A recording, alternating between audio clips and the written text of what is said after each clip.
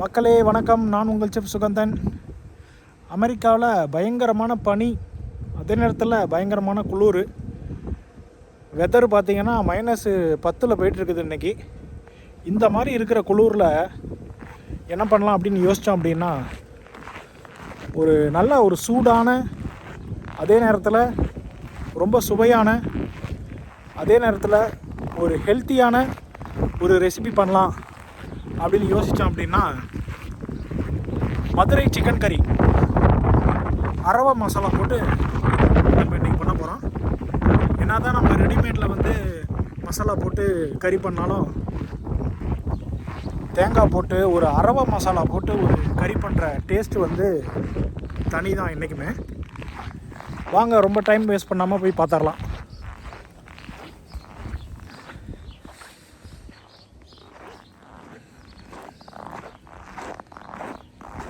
Let's go.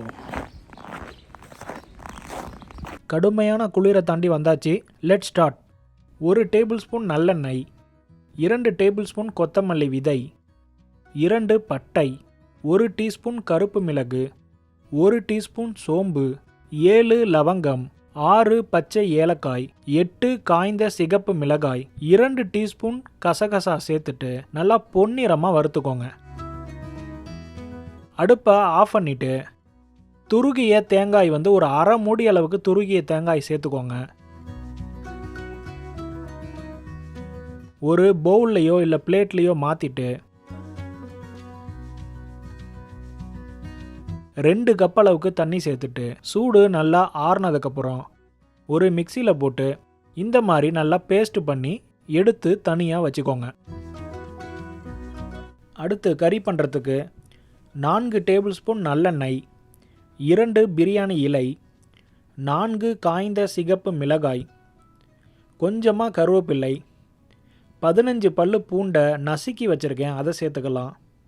பொடியாக நறுக்குன இஞ்சி 2 table spoon அளவுக்கு, கொஞ்சமாக பெருங்காயத்தூள், 5 பச்சை மிளகாயை நறுக்கி வச்சுருக்கேன், அதையும் சேர்த்துக்கலாம்.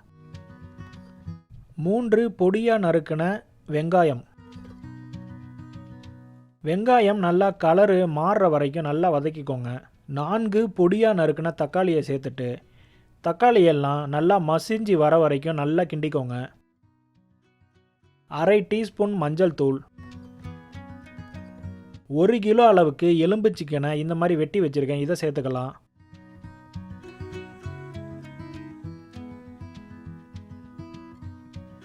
அதோட 1 கப்பு தண்ணி, தேவையான அளவு உப்பு சேர்த்துக்கோங்க. உங்கள்கிட்ட கல்லுப்பு இருந்து அதை சேர்த்திங்கன்னா இன்னமும் சூப்பரு. அதுக்கப்புறம் நம்ம அரைச்சி வச்ச மசாலாவை சேர்த்துட்டு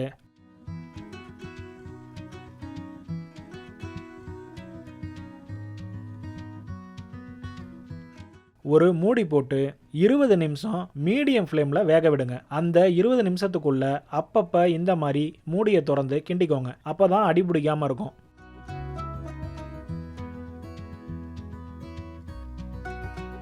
இருபது நிமிஷத்துக்கு அப்புறம் இந்த எண்ணெயெல்லாம் தனித்தனியாக நிற்கும் மேலே. இப்படி இருந்தாலே கறி நல்லா வெந்துருச்சு அப்படிங்கிறது அர்த்தம்.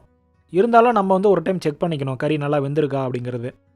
நல்லாவே வெந்திருக்குது. ரொம்பவே டேஸ்டியான கறி இது. கண்டிப்பாக ட்ரை பண்ணி பாருங்கள். அதே மாதிரி நம்ம போட்ட நல்லெண்ணெய், இந்த மசாலா எல்லாத்தையும் ஃபாலோ பண்ணுங்கள். நான் பெரிய வெங்காயம் சேர்த்துருக்கேன். நீங்கள் வீட்டில் சின்ன வெங்காயம் இருந்துச்சுன்னா அந்த சின்ன வெங்காயம் போட்டு நீங்கள் பண்ணுங்கள். இன்னமும் டேஸ்ட்டு டாப் லெவலில் வரும். அதே மாதிரி நான் நார்மலான உப்பு தான் சேர்த்துருக்கேன். வீட்டில் கல்லுப்பு இருந்தால் அந்த கல்லுப்பு சேர்த்துக்கோங்க. அதுவும் சூப்பரான ஒரு சுவை இன்னமும் தூக்கி கொடுக்கும். கண்டிப்பாக ட்ரை பண்ணி பாருங்கள், உங்களுக்கு கண்டிப்பாக பிடிக்கும்.